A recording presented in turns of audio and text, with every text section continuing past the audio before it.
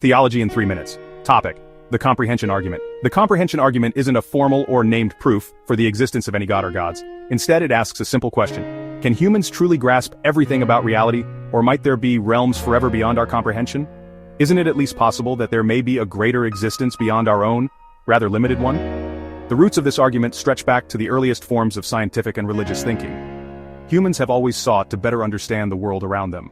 A relatively obscure clinical psychologist once put it nicely, when he spoke of ideas he first encountered in Sir James George Fraser's book, The Golden Bough, A Study in Magic and Religion. We are overwhelmed by our very human need to weave a web of meaning where there may be none. Since time immemorial, ancient peoples have dressed up their lack of knowledge as gods and demons. This personification of nature was common in many religions. Deities like Zeus, Thor, or Ra made the intangible tangible, attempting to bridge the gap between the known and the unknown. While their conclusions may have fallen short, their attempts weren't in vain. They were simply applying the same pattern recognition and trial-and-error thinking that still drives the scientific method that we still use to this day, and we haven't changed much. This early approach to explaining reality isn't as far removed from modern thinking as it may seem. Even in a secular age, people elevate abstract forces, like wealth or success, to near-divine importance in our lives.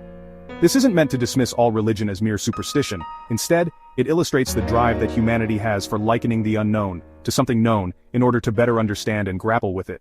However, this line of reasoning often leads to the God of the gaps criticism, the idea that believers invoke God to explain what science hasn't yet solved.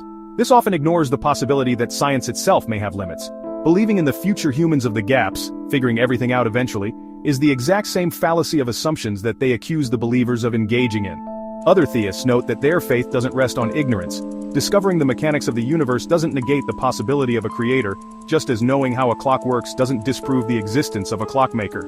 And even if we do discover everything about the material universe, it doesn't disprove that it was created by an immaterial force or entity. To illustrate human limits, imagine 2D beings living on a flat plane of existence. No matter how advanced they become, they can never truly picture a third dimension.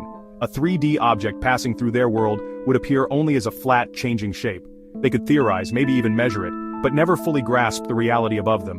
One only needs to apply that same logic to our 3D plane of existence, to understand how plausible it is that there may be forces or beings that exist on a plane higher than our own, that we cannot perceive. Our own universe could be touched by dimensions or a divine reality, forever beyond our comprehension. The comprehension argument doesn't try to prove that God exists directly. It simply challenges the assumption that human understanding is unlimited, and invites us to consider that it's at least intellectually plausible that something, or perhaps someone, lies just beyond what we can ever hope to perceive.